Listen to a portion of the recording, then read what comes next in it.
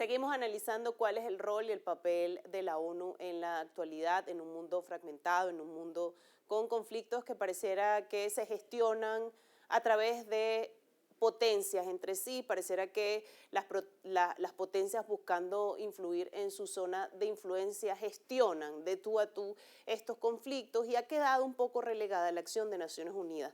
Pero como ya nos comentaba Marcelo en el segmento anterior, la ONU no es solamente un organismo que frene conflictos, que frene guerras, sino que su acción va mucho más allá, apunta a la cooperación y es uno de los temas que hemos analizado a lo largo de este 2026, de hecho con una de las ediciones que hicimos con Marcelo, que tiene que ver con la crisis del multilateralismo. Justamente cuando el mundo más necesita de cooperación, Marcelo, entra la ONU en esa fase, digamos, de crítica, donde pareciera que no se adapta a las exigencias del sistema internacional actual. ¿De dónde vienen estas críticas? ¿Cuál es la naturaleza?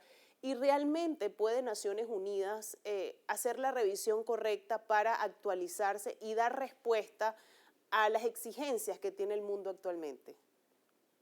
Bueno, es una buena pregunta. Cooperación internacional no solamente significa ayuda económica a otro país.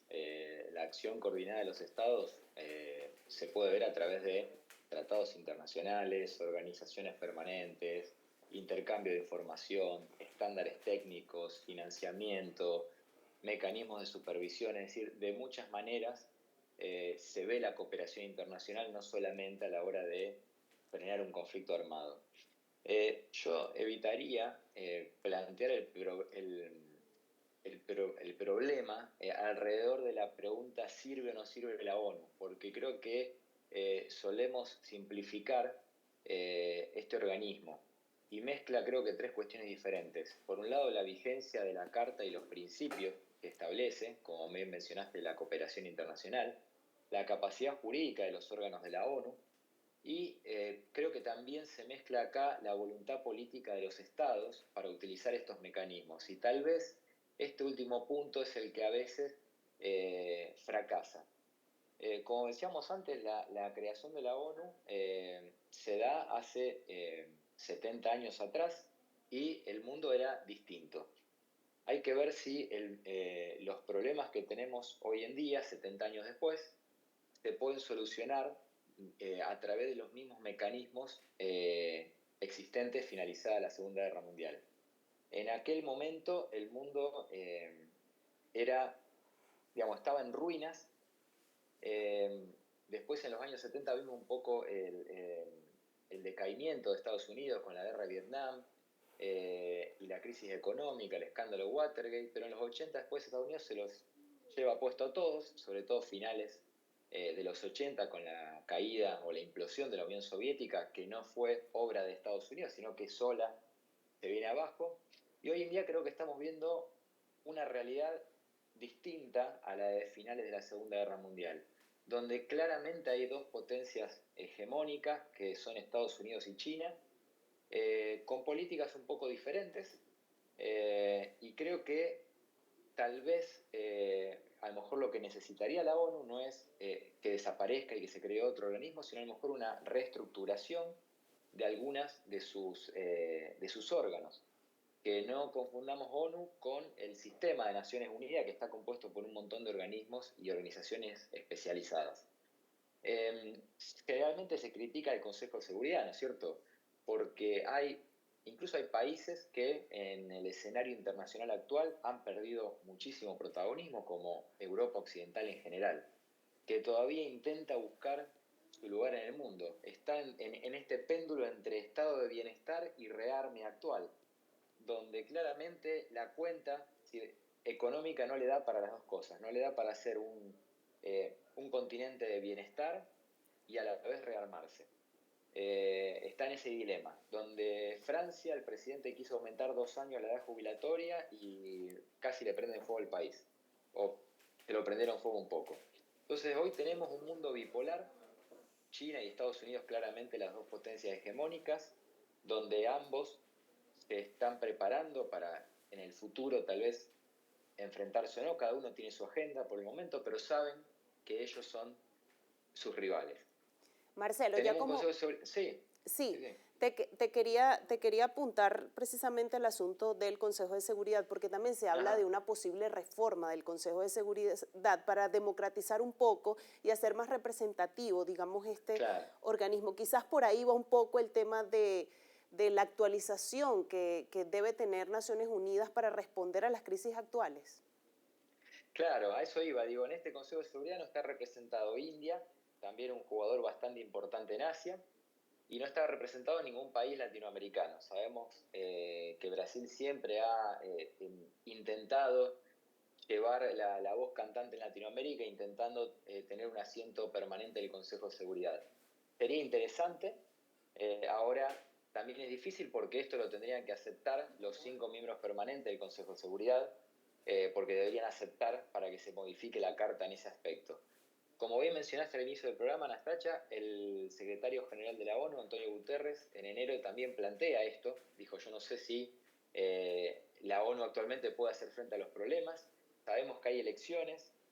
En la ONU hay un pacto de caballeros, como se llama, que es esta norma no escrita que se ha respetado siempre, que le tocaría a una persona latinoamericana.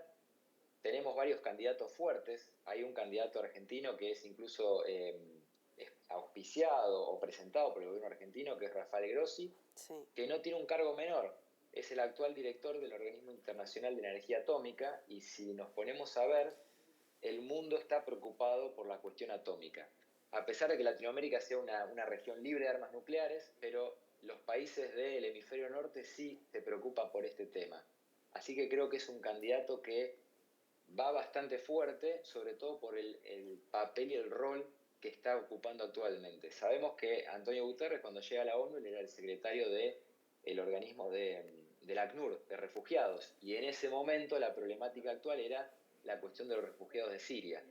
El problema hoy en día, ¿cuál es? Tal vez el armamento nuclear o eh, las armas nucleares, ¿no es cierto?, de destrucción masiva. Así que vamos a ver cómo se reconfigura el nuevo escenario y si logran o no llevar adelante una reforma a la ONU que tanto se viene hablando y al final siempre queda en la nada. Marcelo, ya para cerrar una reflexión muy corta, nos queda poco tiempo, pero quisiera que cerráramos con esta reflexión. ¿Qué es lo que más está necesitando el mundo actual de la ONU en este momento?